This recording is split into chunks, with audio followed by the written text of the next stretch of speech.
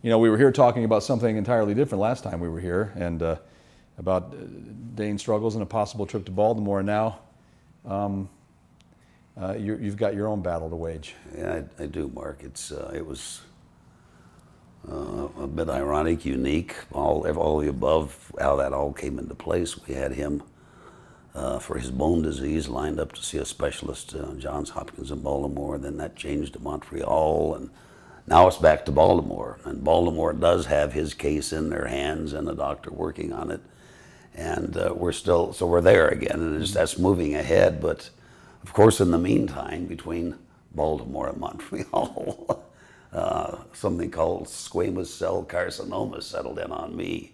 Cancer of the throat. I found a tumor on the back of my tongue, so naturally I had to proceed to get rid of that before I could move on to much more important things, I thought. Now, not really. The important thing was for me to get my health back, but Dane does come first. I've got to still keep that page open and get back on top of what's bothering him.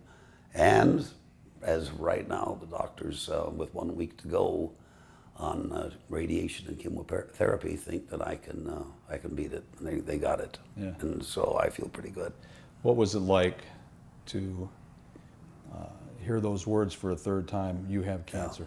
Yeah. It's a lot of tears flowed. It was there were times I thought, and I have to admit, do I want to fight it again? And I said, yes, I do. I have to, for Dane, for Deb, for myself. I still have some things I want to do. And it was very emotional time. I had no idea the scope of the treatment, what it would be like, and the toll it would take on my body, and the radiation, and mixed with chemotherapy, but radiation every day, chemotherapy like every week, once a week. Up and going back to be tortured all over again, yeah. Every morning. Yeah. You don't look forward to it. It is like torture, isn't it? Yeah, yeah. And it just, it did take its toll. Those first few weeks were very emotional, up and down, and anger. But then, you get to the point where the good news increases the motivation to move ahead, and you think, I can take it. And here I am now with just 7 days to go, and I'm pretty much there, and I think I'll make it. So you mentioned one thing just a second ago that when you first got the diagnosis, did you really feel like, do I want to go through this again? I did. Yeah. I did. Yeah. Had I been alone, I probably would have. I mean, I can't say no. I wouldn't go through it again because I don't believe in just giving up. Try it. Right. I was prepared for the worst. I didn't know it would be as bad as it was, but I was prepared for it. What I thought would be the worst. And so, but my wife and my son and other family members, our children, give me the motivation I needed to say, yeah, there's no question. You have to move ahead. Here's our plan. I didn't like it. I was scared, but let's go. Now, Deb, did you realize something was wrong, or did he realize something was wrong, or how did you kind of? With the nursing experience, I knew that sore throats, chronic sore throats were not good, and sometimes were an indication of a throat cancer. And I kept telling him, you've got to get in and get it looked at. This is unusual. But in the meantime, we were also trying to set up all the appointments we could, and the plans, and the booking the trip, and making sure we were going to the right doctor for Dane, that he kept saying, I'll get to it, I'll get to it. And finally, around Thanksgiving, he had so much pain, and it was hurting him to eat, that I said, this is ridiculous, you've got to do something. And he got to the ear, nose, and throat doctor the next week, and they did a CAT scan and found the lump. It was quite far down, so they couldn't see it when they just looked at his throat, or at the back of his mouth with a normal scope. They had to get a CAT scan to see because it was so far down. I fought the dirty air in Utah for years, 30-some odd years, with sinusitis, chronic sinusitis. And regardless of the inversion, the air is dirty. It's dirtier with the inversion, but it's dirty here, and I love it here. It's my home, and I don't want to leave here. But you know, they talked about something kicking off a viral cell of cancer in my throat. Almost like a trigger. And trigger. Yeah. And they don't know if it's the dirty air. I don't know if it's the dirty air, but I highly suspect it was the dirty air. Mm-hmm. And I certainly hope, you know, I can carry that message for those advocates and do something about this, because it's ridiculous. Mm-hmm. We're too smart of a society. We're too advanced in our knowledge of how to do things to put up with this. Right. And so certainly it's time to change the way we drive our automobiles, the way we heat our homes, and a few other things. And so I'm becoming an advocate for clean air. I am. Or maybe an activist. Activist. And I mean that because I thought, and I was trying to find ways, sprays, mm-hmm. gargles that I could treat the symptoms that I had all the time, right. not knowing it was cancer. Right. So that's why I probably delayed getting the facts straight. What did the doctor tell you as far as prognosis? Did he go into exactly what you're looking at and what you're dealing with? He came first to me and said our treatment is 6 weeks. We'll do radiation Monday through Friday. And every Friday you'll have a chemotherapy treatment. So 30 treatments of radiation in all and 6 chemos. Mm-hmm. And we'll look at it then and see where we're at. We think we can, this is an easy one to lick. And so that was his basic words. Mm-hmm. And as we've sailed along through all this in rough seas, he said, you know, you're doing better than the average person. He told me this was a very strict regimen of those drugs. Mm-hmm. And most people are burnout. You know, it's just down and out, can't eat, food, feeding tubes in them, and mostly in bed at this point. But I feel actually pretty good. And he said, that helps. He said, I don't know what you're doing. You're unique in some ways, I guess. I take my vitamins, my yeah. Right. I always have. Avid I'm a vitamin weight taker. Yeah. weight builder Yeah. as much as Mm-hmm. he can. And so I don't know what boosted me along there, but something did at the end of my treatment cycle. When you're confronted with something like this, and for you the third time now, Yeah. right?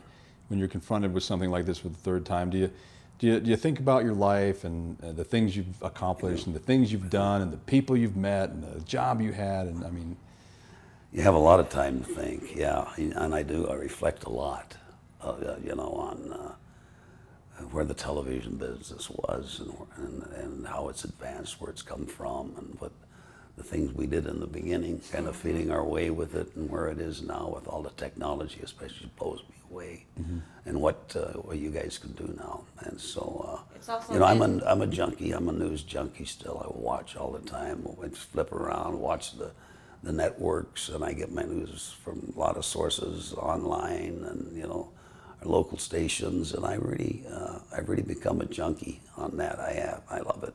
Mm-hmm. It's always there, and I guess I ought to put down my thoughts someday in writing, but I haven't yet, and I would like to do that maybe. But we'll take things as they come. Got to keep up with Dane here first. Mm-hmm. And Deb, you're a nurse, and now you're. And you know, I know about what it takes to take care of your son, but now you got this extra added burden of taking a little bit of extra care of Dick. So how nursing job at home and a nursing job at the hospital. Yeah, she's all around nurse. Has it taken a toll on you at all, or do you know? Not too bad. They've been really nice to me.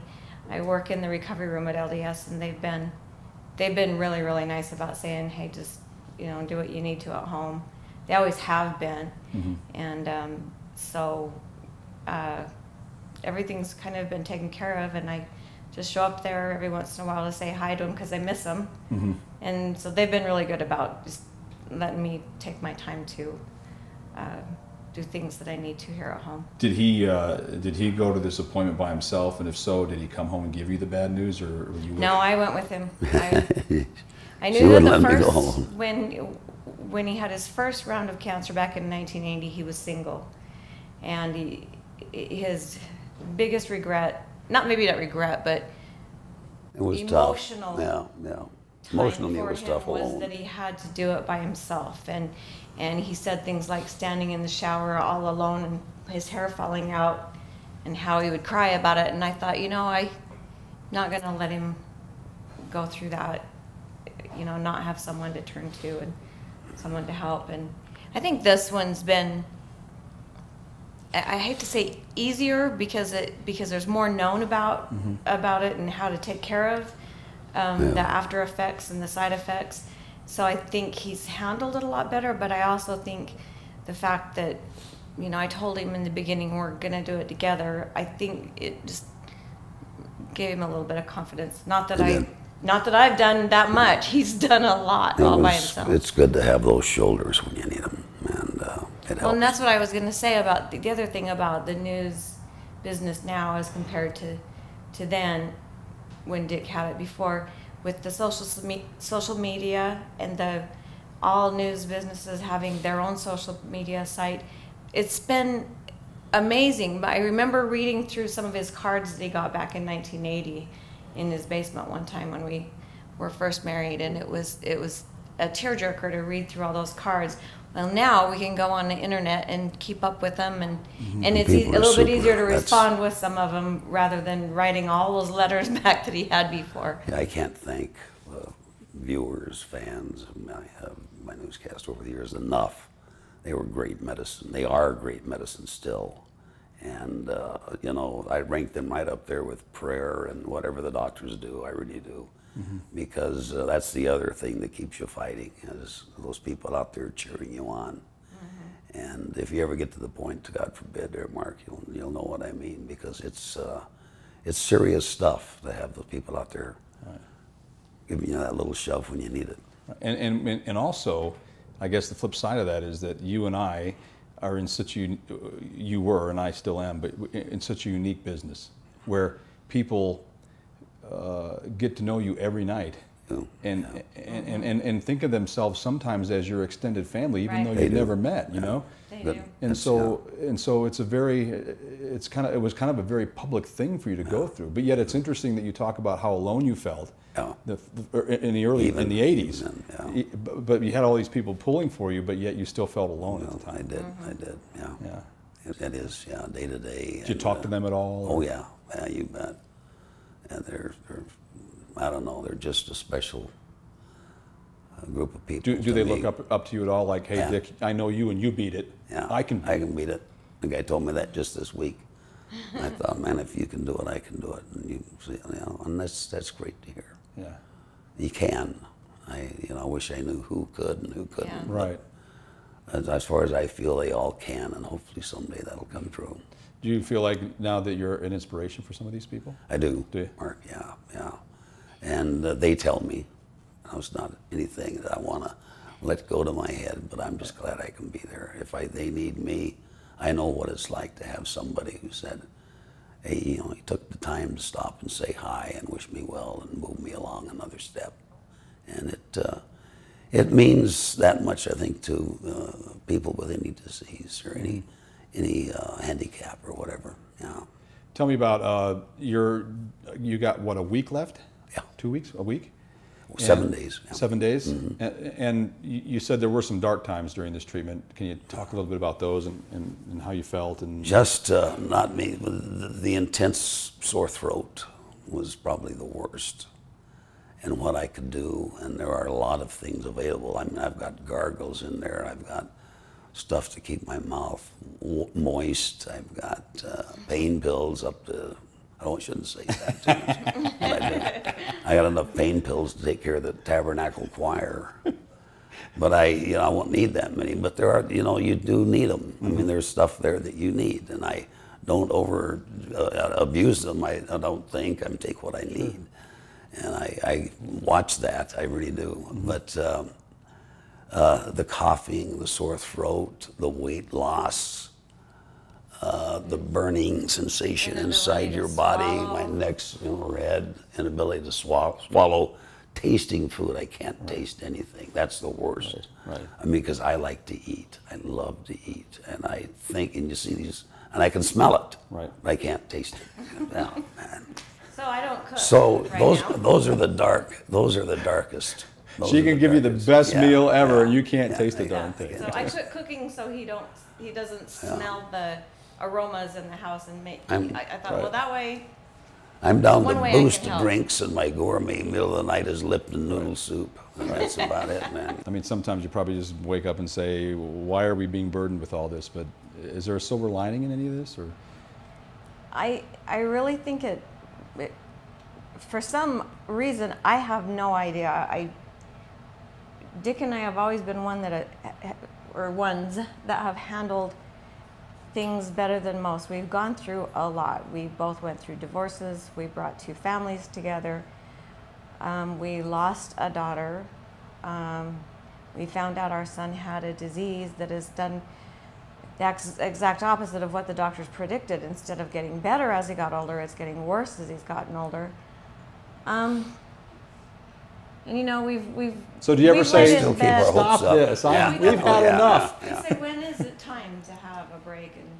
But I think I have silver shouted the lining- Lord's name a Have time you? or two. I have. Yeah. But that's normal though. Nice. We all do that when we're Yeah. Yeah, when we we're do. down and out, or we Yeah. need a boost. I mean, I'm sure Yeah. you talk to God, and we Yeah. all do it. But at the same time, amidst all of this, we find a lot of blessings in it too that we know aren't just coming from out of nowhere. So I think the silver lining is that we've Starting to grown see that closer. We're a lot closer. We appreciate our children have been amazing through this, and we've gotten even closer to them. And the fact that maybe I don't know, maybe we can reach out more to people who've had trials that they just don't know what to do with and want to give up, and maybe we can say, well, we didn't give up, we hung in, and it worked. And I know there's different cases, but it's really important. It's really important that you hang in together, I think. And if we can just get Dick healthy again and feeling good and eating and swallowing, and then move on to Tasting get that our steak, to the get nice our one. son, to get our son what he needs medicinally, then I think we're seeing be very that thankful. silver lining, and it's Light at the end of the tunnel. Yeah, and it'll only magnify with Dane's help. Good. Oh, one thing I wanted to ask you too is that you mentioned social media, and I saw on your Facebook page the other day you were, and I'm not trying to put you on the spot emotionally here, but you said just how proud you were of this guy. he hasn't said in the morning, I wish this stinking thing was over with now. He gets up and he gets ready and gets going. He hasn't blown up and said, why me, Lord? I know you say Right. with his dream of retirement 5 years ago, we had so many plans, and for certain reasons he's not been able to reach those dreams yet. And I just thought this is just one more bump in the road on his way to trying to enjoy his retirement. And so I thought he was going to handle this situation a lot worse than he has. He's just done well. The first time I said, why me, somebody said, why not you? And it set me thinking. And I don't think I've ever said that since. Really? Yeah, that was when I had cancer the first time. Yeah. Do you find yourself not sweating the small stuff that much anymore? Yeah. Because you so much know about the big stuff. Now, if there's a line at a restaurant, let's go someplace else. There's hundreds of restaurants to go. We have to sit here and wait in line just to get in this one restaurant. Let's just go someplace else. Right. That's one of my peeves. Is that what your why I pet brought peeve? that out? That's Yeah. That's his biggest pet peeve. People lined up. Why? Like cattle. Yeah. Waiting. So anyway, yeah, we'll go to another restaurant. Are you nervous at all about, you got a week left, are you nervous at all about that one appointment where you got to go in and Yeah. they're going to try to tell you how it went or how much progress you made? Do you have any fear about that? It's always there. Yeah, that they might say we still have something in there. We've got to have another examination. We've got to have maybe another treatment, or we've got to, because We hope not. I'm up to the point now where I say, hey, ring the bell, the time's up, it's over, I had the last one today. Right. And that, yeah, it's always, is it really the last one? Maybe not. And down the line, who knows? Right. It was funny on these cancers, the three of them. Each one has been 16 years apart. Wow. We figured that out the other day. For some reason, we don't know why. And usually, Yeah. 5 years post-cancer, you're considered cancer-free. Yeah. This one, they think after a couple of years, I should be cancer-free. And just I think, Dick, hope you got so. 16 more years to go after that. I know. Gee, wait, yeah. Let's see. Let me write this down. Let me and see keep how a old you'll calendar be at there. that point. Can I make it through 4? I don't know. What can we 80. accomplish in the Oh, 16 it'll be 88. years? Yeah, I don't know. Let's Yeah. accomplish some big stuff in those 16 That's years. right. Then I might say, you know, if I can't remember where my shoes are or who I am, then I might say, oh, heck with it. I don't want to fight it anymore. But you're fighting it pretty good right now. Yeah, That's great. I feel good. I love your attitude about it. But I know it's, you know, it's scary because once you have it, there's always that threat that it can move around or go or It whatever. is, yeah. So It's you a live with it every constant, day after yeah, that, don't it's you? a constant. Yeah. The people that have never had it don't think about it. People that have had it are always thinking, is it going to come back? Is it going to hit me somewhere else? Or, Every time you get there's a pain. yeah, you think. every time there's a bad spot on your skin or a sore throat or anything else that's you haven't had that's unusual, you Or go, even "Oh, a well." flu. Right. Yeah. Because the first cancer he had flu symptoms, and he finally checked into the hospital for flu symptoms, and they said, well, you've got lymphoma. So even times when he's had the flu, he said, oh, crud, this feels like when I had cancer. It does, yeah, and you worry about it. Because yeah. it's always right there, It's isn't always, it? Back. yeah. Tell me a little bit about that little guy goes through a lot. I wonder if he's been an inspiration to you at all. Like when you're having one of your bad days. Every minute of every day. I think that's one of the reasons, aside from Deb's help, of course, that has kept me going this time and fighting. I mentioned everybody else, but I didn't mention my youngest son, Dane, who is in a wheelchair. And I look at him and I realize how insignificant sometimes my problems might be in the overall. I see what he has to go through. I don't know what kind of a future he might have. That's why we're working on him. That's why we're trying to get through this so we can get back to just intensifying our effort with him. And I feel even good about that at this point, that we will have some answers for Dane that will improve his body and his lifestyle considerably. And I think that is one of those blessings in the silver lining that is yet to come. I really do. I believe wholly in that, and I've got to be around for that. How did you tell the news to him when he? I just told him, and he's pretty understanding. He's amazing. He's quite a guy, and he said, "I understand, Dad." And I know what you mean. He even wheeled into the bedroom about a week into his chemotherapy and radiation and said, "Dad, can I get you anything?" Yeah. So it's real He's sweetheart. quite a guy. He's the greatest son ever, and I have two. I'm not knocking off the role the other ones played. They've both been great to me, and my two daughters, and the third one before she died. But they've And all all, the without them grandbabies. around, I don't know. Yeah, and the grandkids. Oh my They're- gosh, 9 of those, and so Saying prayers at nighttime so for much Grandpa. life, Really? so much life is cute. around us, and so much more to do, and so much more places to go, and things to experience. You know, it's just you just have to do it, and so you do what you do to stay there. A lot of the people that will see the story on Thursday. I mean, we'll have 140,000 people watching the story. Yeah. A lot of them, people who have watched you down through the years and rooted for you and supported for you. Is there anything you want to say to them? These people that you grew up with here in Salt Lake and you lived with, and they came into your living room every night. You came into their living room every night. Do you have anything you want to say to them? Just thanks. The greatest medicine ever, and I've had the greatest career. Hope you use that. I've had the greatest career ever. I really have, and it's been all because of those people. And I think about it a lot, all the time. I just hope there's some way I can pay back. I've been trying to, and I will again. And I hope their blessings are great, because I want to be to them what they've been to me.